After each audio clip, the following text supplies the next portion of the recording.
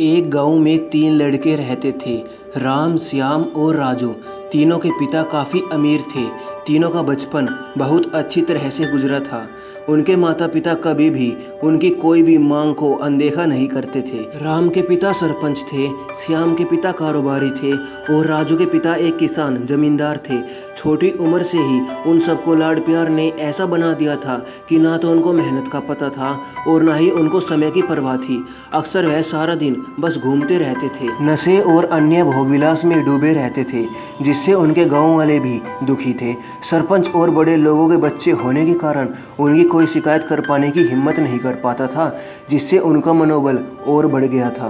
एक दिन उनके गांव में बहुत तेज बारिश हुई, जिससे सब लोगों को नुकसान हुआ, जिसमें इन तीनों के पिता भी थे। लेकिन इतना कुछ होने के बाद भी उनके बेटों का वही हाल था। वो बस घूमते रहते, नशा करते, भोगविलास करते रहते थे। माँ बाप काफ़ी चिंतित रहा करते थे। ये तीनों भले ही कितने गंदे थे, लेकिन इन तीनों के अंदर एक खास बात थी जिसकी पहचान किसी को नहीं थी और उनको खुद को भी नहीं पता था। राम एक बहुत अच्छा नेता प्रतिपक्ष था, क्योंकि अपने पिता के पास रहते हुए उसको इसका काफ़ी ज्ञान हो गया था, क्योंकि उसके पिता सरपंच थे। श्याम भी इस तरह से बिजनेस की समझ रखता था, क्योंकि उसके पिता एक कारोबारी थे और राजू खेती का काम जानता था, क्योंकि उसके पिता जमींदार थे। पर अपनी गलत कामों की वजह से उन सब ने अपने इन टैलेंट पर ध्यान नहीं दिया, जो कि उनकी सबसे बड़ी कमजोरी थी।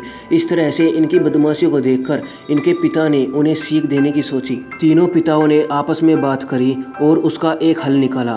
तीनों पिताओं ने अपना अपना काम अपने अपने बेटों को सौंप दिया, जिससे उनको समय की कदर का पता लग सके। तीनों के पिता ने एक वसीयत बनाई, जिसमें ये लिखा था कि 1 वर्ष के अंदर इन तीनों को 10 लाख रुपए कमा कर देने होंगे, जो बिना किसी गलत काम करके कमाए गए हो, और तीनों को अलग अलग स्थान पर रहना था।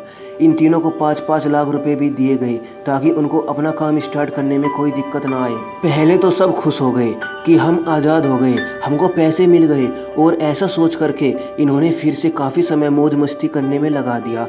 इस तरह से 6 महीने बीत गए और इनका काफ़ी सारा नुकसान भी हुआ। फिर एक दिन अचानक उनको एहसास हुआ कि अगर हम शर्त हार गए तो हम अपनी अपनी जायदाद खो बैठेंगे। धीरे धीरे उनकी चिंता बढ़ने लगी।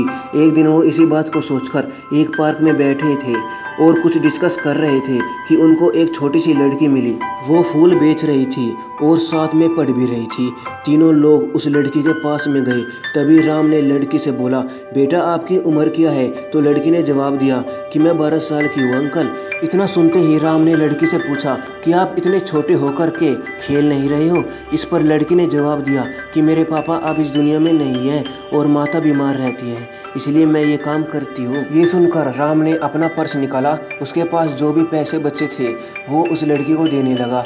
उसके बाद लड़की ने बोला, अंकल आप भी फूल ले लो, मुझे बहुत खुशी होगी, क्योंकि मैं अगर आपसे फ्री में पैसे लूँगी तो मेरा पढ़ाई में मन नहीं लगेगा, मैं कामचोर बन जाऊँगी, क्योंकि यही समय है जिस समय मैं अपना भविष्य लिख सकती हूँ।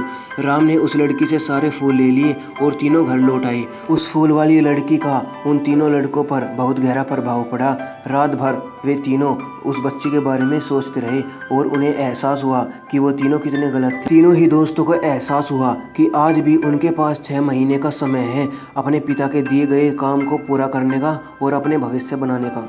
इसी दौरान सबने सोचा कि अगर बचे हुए समय का सही उपयोग करें तो अभी भी कुछ किया जा सकता है। इस तरह बाकी दोस्तों ने भी सोचा और दूसरे समय में आकर काम तलाशने लगे।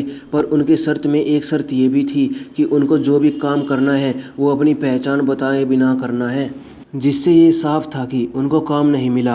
और जब काम नहीं मिला तो उन्होंने सोच लिया वो अगर कुछ भी करेंगे तो अपने गांव में जाकर ही काम करेंगे। भले ही उनके पिता कुछ भी सोचे, लेकिन फिर भी अपने गांव में जाएंगे और अपने गांव में ही कुछ नए काम करेंगे। भले ही उनको अपने पिता की वसीयत ना मिले, लड़के अपने गाँव में फिर से आए और अपने अपने पिताओं से जाकर के मिले और उन्होंने अपने अनुभव के बारे में बताया और बोला कि वो आगे से ऐसी गलती नहीं करेंगे और वो उन्हें माफ़ कर दे।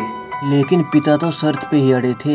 लड़कों को कोई दया नहीं मिली। तीनों को फिर से दुख हुआ कि तीनों को अपनी गलती का एहसास होने के बाद भी उनके पिता उनका सपोर्ट नहीं कर रहे हैं, और फिर से वो रात भर सोचते रहे कि अब क्या करें। तीनों ने मिलकर एक स्कीम निकाली। राम अपने मित्रों के साथ में मिलकर लोगों की प्रॉब्लम्स को सुलझाने लगा, जिससे उसको गांव की समस्याओं का ज्ञान हुआ।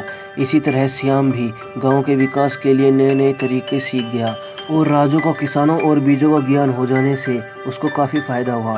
तीनों ने मिलकर अपने बाकी पैसों को सही ढंग से सही जगह लगाकर गांव को एक नया रूप दे दिया।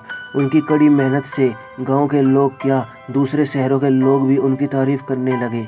उनका गांव तरक्की करने लगा। नई तकनीकों के कारण वर्ग के लोगों से उनका जुड़ाव होने लगा और एक समय आने के बाद उनके पिताओं ने भी उनको माफ़ कर दिया। इस तरह से दोस्तों उन तीनों को समय की कीमत का अंदाज़ा हुआ कि पहले वो कितना समय बर्बाद कर रहे थे, लेकिन जब से उनको समय की कीमत का अंदाज़ा हुआ तब से उन्होंने समय को बर्बाद नहीं किया और काम करके पैसा कमाया, नाम कमाया और ये सीखा ईमानदारी से ज़िंदगी कैसे जीते हैं। दोस्तों कुल मिलाकर कहने का मतलब यही है कि आप सभी समय को बर्बाद ना करें। अगर ये समय आपके हाथ से निकल गया तो कुछ नहीं कर सकते हैं। और हाँ, समय के पास इतना समय नहीं है कि वो आपको दोबारा समय दे। समय बर्बाद करने के हज़ारों तरीके हैं, लेकिन आप ऐसा कोई तरीका चुनिए जो आपकी ज़िंदगी बदल दे, इस समाज की ज़िंदगी बदल दे और इस देश का भविष्य बदल दे।